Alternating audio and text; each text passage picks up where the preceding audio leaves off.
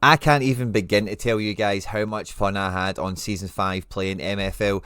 This Football Manager network experience game only gets better the more people play it, because of the simple fact of it being its own contained like Football Manager universe where every player you come up against is managed by someone else, and the bigger and wider that becomes in terms of the community, all of you guys, is, the amount of people I've played against or loaned players into or from has been incredible. It's really added another dimension onto this game, and it really makes it an absolute joy to play. In the video today, I'll be breaking down everything that happened for me in Season 5, the good, the bad, the ugly, how much MFL we made, where we finished up, how we're going to start Season 6 and how we're looking at that, because Season 6 is going to be the biggest season ever for me. This year was great because we had the introduction of the Spark League, which was the new beginner budget kind of league for everyone that was on board in the game to be able to get into a competitive situation where they could start to build their club, win a league, and not feel too much that they were having a big uphill battle against experienced players and managers. And yeah, maybe that wasn't completely the case, because with new divisions opening up,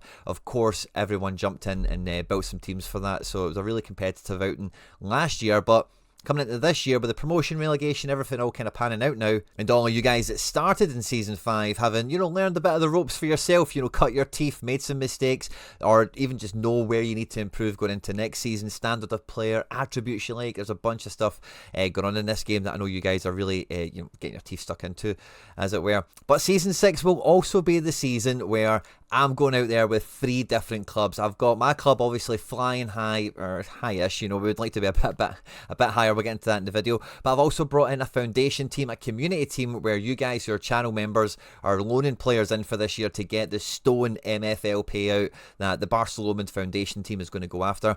And I've opened up my own academy. I'm getting all my first owner players that I've had out on loan, but I would like to see them progress a little bit more. Maybe I've used some of them in the past and I quite like the players. I don't really want to sell them or whatever.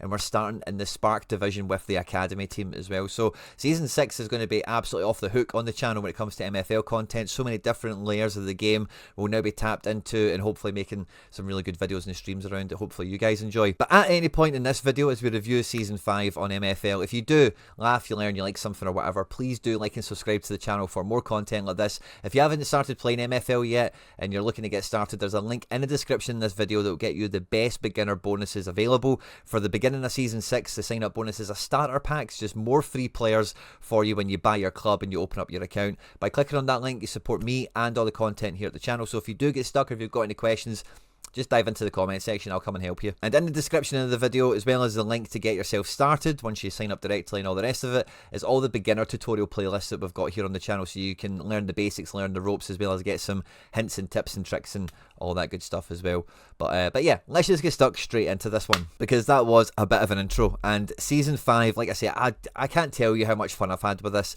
The headline act, of course, is my primary team, is Barcelona. We finished 3rd ultimately in Iron League 15, our 2nd season in this division. Last year we finished 4th, this year we finished 3rd. But there's some details that went around that in terms of how we constructed the team, big players we loaned out, did that pay off, etc, etc. We got to the playoffs and sadly we lost to Tuscan Tornadoes in a very tight game that I think I've got some mistakes to learn from that coming into the future, as it were. But this was a pretty good season overall. We won some good matches. On top of, finishing 3rd and gaining a bit more MFL season on season from what we did last year in 4th, we got another Golden Boot winner. We got Lecoq on 22 goals here. So as me got the Iron Golden Boot in this division 2 years in a row. Last year with Nasser, this year with Lecoq, which is nice. Never quite got anyone really running for the passing competition. And I think my goalkeeper was unlucky not to win this. Having played 20 games at this rating, I think, he should probably have won it, to be honest with you. I think he was robbed, big Ohoman here. And I was a wee bit unsure about him when I bought him in this year. 81 rated keeper. Last year we had a 77 guy who I actually thought was brilliant, but we gave away a lot of MFL for him. But in the playoffs, big Homan here really did show up in a big way. And yeah, it was a decent year enough for Barcelona, the kind of, the primary club that we've got. We really wanted this to get into bronze for next year, because already this is our last day of Season 5, which is why this is strictly a Season 5 video. But we had 20 players on contract in Season 5. We've already got 16 set up and ready to go for Season 6, and not one of these is a player I've loaned in. So I'm slowly but surely getting my rev share on my primary team down to 0. and making it as competitive as possible. We've still got reward pack drop day and everything to go through as well, so I've got no doubt. There's 16 players here, so this is my best 16 as it kind of stands, I suppose, and I really need 4 more guys to just push the level up into the 75 plus range, which I think will just do all of my players the world of good when it comes to training and just dominating the league. Because next year, with this being my 3rd year in this division, and really this season I will be the strongest I have ever been. I'm targeting a League and Cup double. Easy for me to say, but I'll just put that out there now. But yeah, 16 players under contract already. I'll probably try and get up to that 20 mark. Maybe 19 will do if I get the right positions covered, etc. But yeah, really looking forward to that. But like I mentioned, it wasn't just about the club itself, but it's about the agency. Our balance is now shot up to just under 41,000 MFL. Now, last season I did get like my balance up to about the 12,000 mark, and then I didn't do anything because the last reward pack I'd got mid-season 4, I wasn't too chuffed with it. The player that came out of it was Fleming, and although he's been fine, and we'll actually talk about him in a second actually, he didn't improve my team, so I just lost interest in spending on the green packs for the league I'm in for my primary team. So I thought I'll hold on to that 12,000, and then with what we've picked in this year, we've got all the way up to just under 41,000. Now, the sort of sore part about that is there's going to be new pack designs in terms of what ratings of players you can now get from these packs. It will now be defined, and there'll be more packs available, and I think it'll be a bit easier to get what it is you're actually after. But as the pricing stands at the moment, we couldn't afford a rare player, which is absolutely gutting, because one rare player would be brilliant. I don't want to buy 3 or 4 of these common ones or whatever. I need somebody that's going to be in the 75 range at least. That's what I'm kind of after here. So if we can get somehow a few of them in over the course of the off season, that'll be a big win. But Hamad Nasser was the big player in the club, our highest rated player, who didn't get any progression. He's always improved again on defence. Jesus. So all the way through his whole blooming career, the only thing he's ever progressed on, a little bit with me and a little bit this season, has been defence, which is just wild. And this makes me think that this guy doesn't have more than a +1 in him. Maybe +1 is the maximum. He's going to be coming prime age next year, 28. And yeah, defence is the only thing that's been improving for him.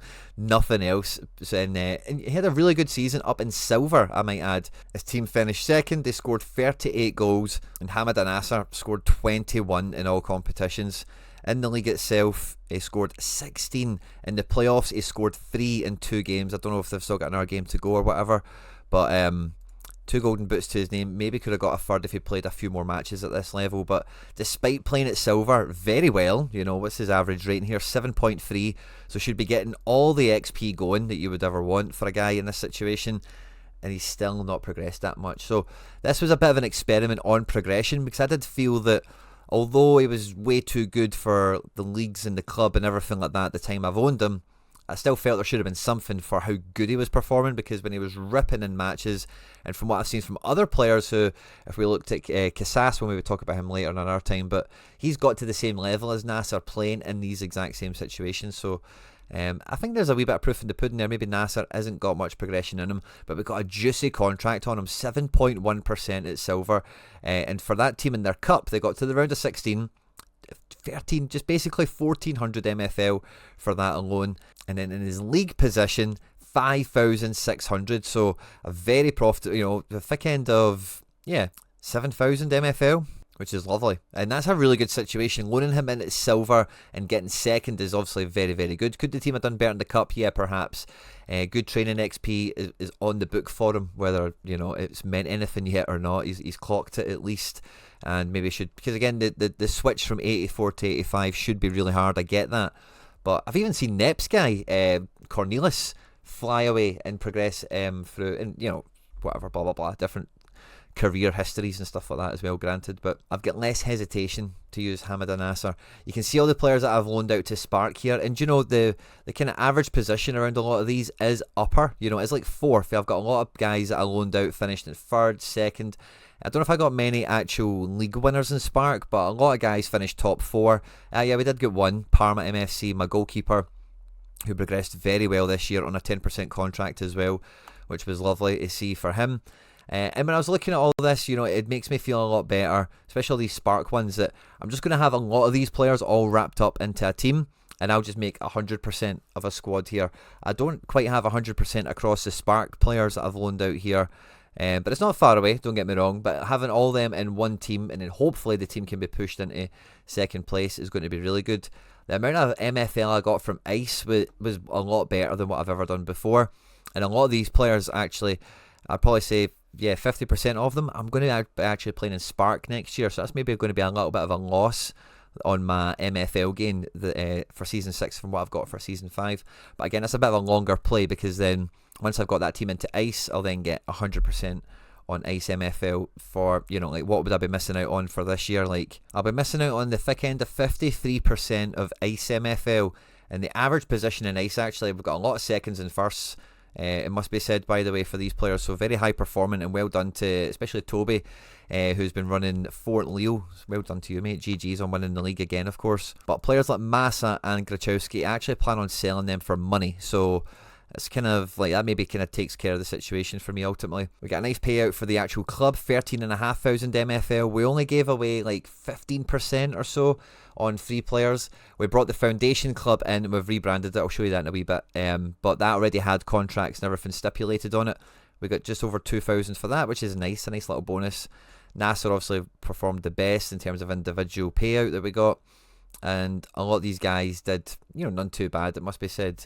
Quite happy with how the agencies performed, but I am quite vividly aware that this foundation situation here that paid out 2,000 is now going to be given away to you guys who are channel members that get the FC Barcelona season ticket, of course, who are loaning their players into this team. So that's not really going to be an MFL income for me, which is cool. But picking up 28,000 MFL essentially from, at this point, one club is very good going. So it'll be interesting to see, maybe not this season, coming Season 6, how well the Spark team does for me, but more once I've got it into Season 7 and it's a full-fledged Ice team with all of those same cards, where I'm kind of making a Season 6 sacrifice to make Season 7 better than Season 5, essentially, is the way we're playing it. And then so on, and then sure that hopefully this team here can get to Stone's after Ice, isn't it? I would feel that would be quite optimal, and then I would have a lot of players operating at Stone level, bringing in MFL, and not needing to worry about contracts and how good the team's doing and all the rest of it. I can go for cups a bit harder to earn more MFL for it, etc. So looking forward to that as a kind of side note. Like I mentioned, but we finished up Season 5 with the Mykolaiv Ravens, now rebranded to Barcelona Foundation, and I've kept the same colours that the club already had, and I've tried to retain that Raven kind of look. I don't mind us referring to this as the Ravens in general, as the team's nickname or whatever. I'm all about that. And on the info tab, I tried to preserve as much of it as possible and kind of timestamp the when the takeover happened, because I thought we did really good here, but we're quite unlucky. The only thing we could have done was win the games we lost. So if we had a perfect record, which we weren't far off of, we lost our first game, and then of the last 3 we didn't win any, we drew 1, so didn't start or finish well. But that middle section there, we just absolutely ran away, 5 wins in a bounce or something like that, and we made it a lot more competitive. But this team, and we felt it this year, has some legacy, has some history, and as a foundation, as a community, we're going to look to build upon that for next year. Already we've got some contracts done ahead of Season 6, which I'm looking forward to, and I think I've managed to get the rev share quite okay. I need to get this one sorted. I cannot, so any of the members that do this, we cannot have any match percentage penalty clauses on it, because it then just prohibits me from giving that percentage to one of you guys in the community. The guys will all play, we'll make sure of that, don't worry. Everyone will be optimised as best as possible. But we can't have that, so I'll need to Storch, we need to just sort that out with you. But otherwise, we've got 11 players on 49% is the way it kind of is at the moment. And for Stone, we've got 2 marquee players, and we've got a really base average, a really good average of 72 to 74. It's not too great for these guys, being +5 better than everyone else, don't get me wrong. But I think if they perform well enough, that'll be balanced out easy enough. Match performance is way above training XP for me. We've got centre mids, we've got a goalkeeper, we've got 1 defender. Midfield is kind of, we've got a first team midfield kind of waiting to happen, depending on which shape we go with, but we don't have a defence. We've got strikers kind of taken care of at the top end here.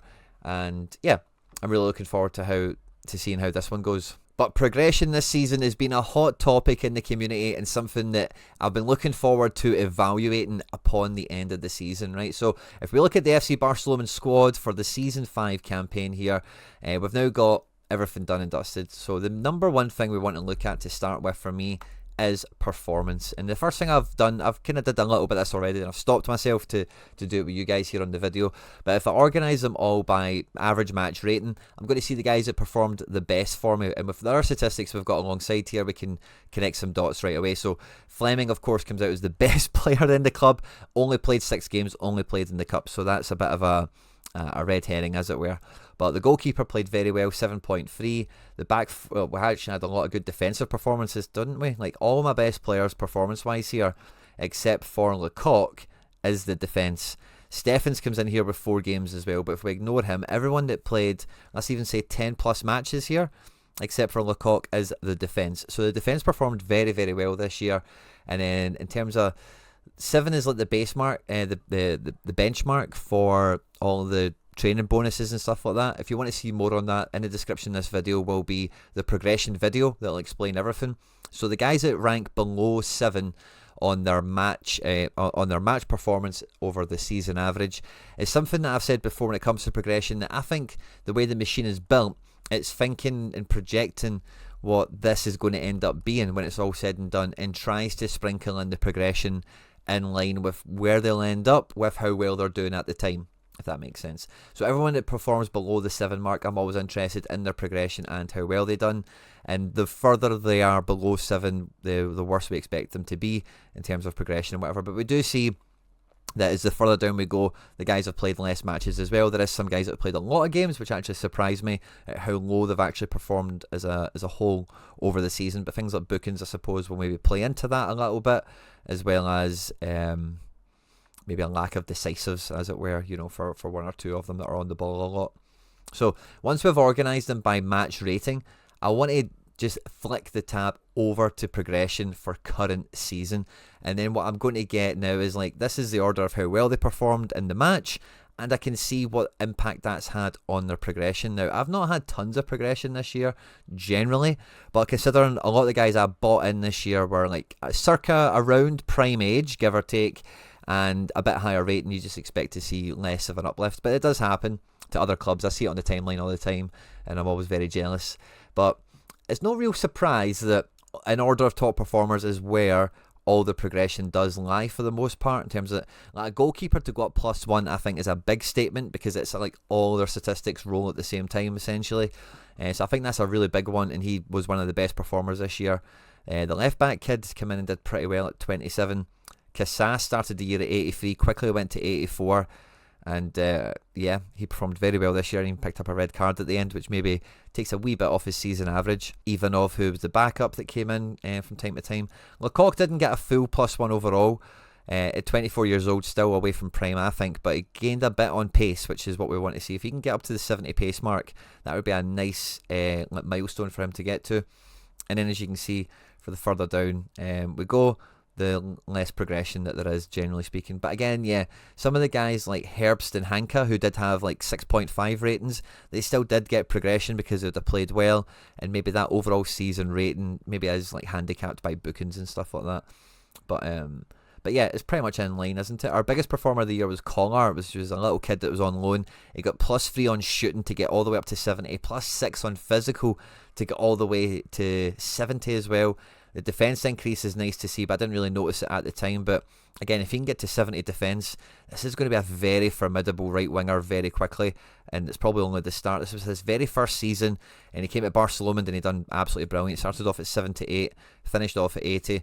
Was quite decisive early on in the season, but maybe faded away. Maybe it's a part of age or lack of experience or whatever, but he was our biggest performer actually in the club, which was cool to see. And I think if we go back to that performance statistic again and filter it by goals, for me personally, I kind of knew this already, but I was so reliant on Lecoq for goals that if he didn't score, or we didn't get an early goal, I was worried about where goals would come from.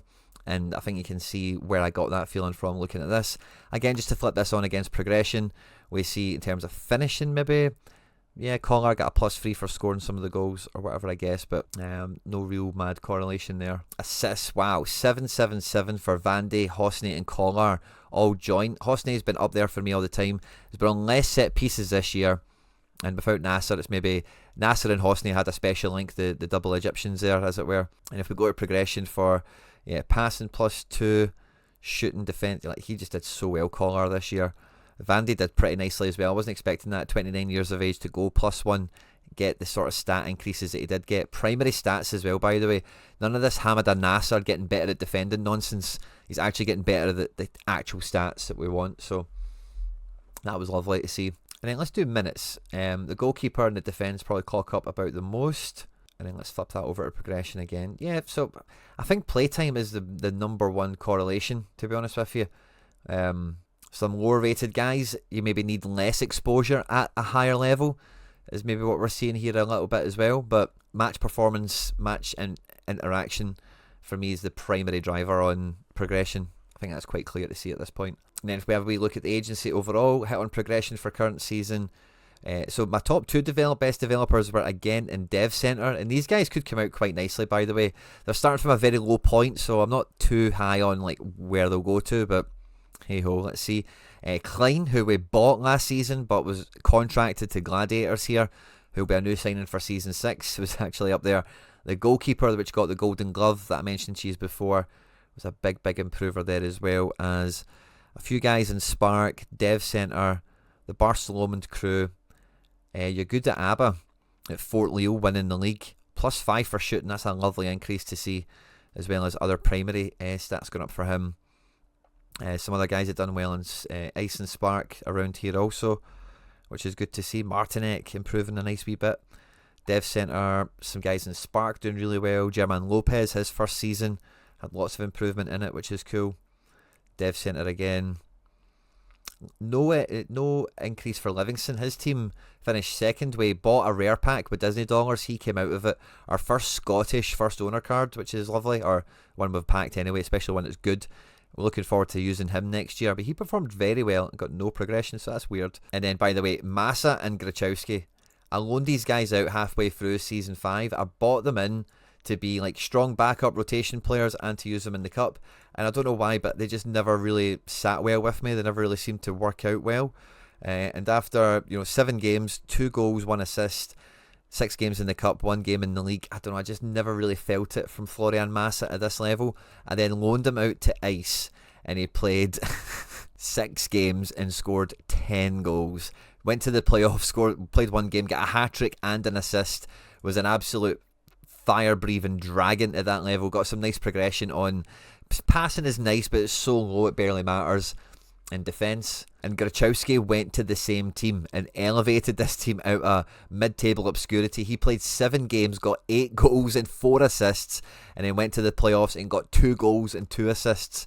Very formidable, certainly at Ice, and he didn't get any progression. But it makes me kind of tempted to keep these guys because of how useful they were, and if I just keep them in my squad, maybe I can just believe in them a bit more and get a bit more. But a little bit of a footnote for those 2 guys. Big MFL payouts halfway through the season because both those guys got 10% contracts, and then with the team finishing second, see when they took this loan on, this team was not second. They were at least 5th, maybe 4th, but they were not in the picture. And then they signed 2 strikers from Barcelona, and wow, don't the goals just flood in there. Now, I've seen some really big success stories come out of the Dev Centre from some other people in the community, and even opponents when we've clicked onto some of their players and realised that they've just came out of Dev Centre, etc. I'll have one guy leaving Dev Jail this season and joining the Spark team, and that's Colin McRae, who I used in Season 1, but it wasn't that great. He's been in Dev Centre, he's been up a little bit, and for Spark, at right back, he'll be okay, won't he? 71 passing. Good pace, dribbling, physical. He'll be alright. But the rest of them, none of them came out Dev Jail this summer, and none of them really look super exciting.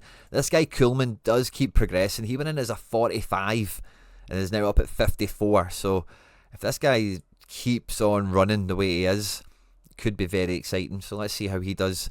And next season will be his last season, I think. But I'm not sure if I've got any other players I want to commit to Dev Jail. I think I've had a good turnout of all the guys I've put in. You're also getting the 120 compounding XP on them, but playing matches is so much more effective, I think, overall, especially if you can get high match ratings. And that's going to be one of the main strategies for the Spark team, is really pushing the boat out. Again, similar to the primary team, we're thinking League and Cup double. We're trying to go into that with a really strong squad, and the pre-contracts I've got set for this already, I've got like 24 players.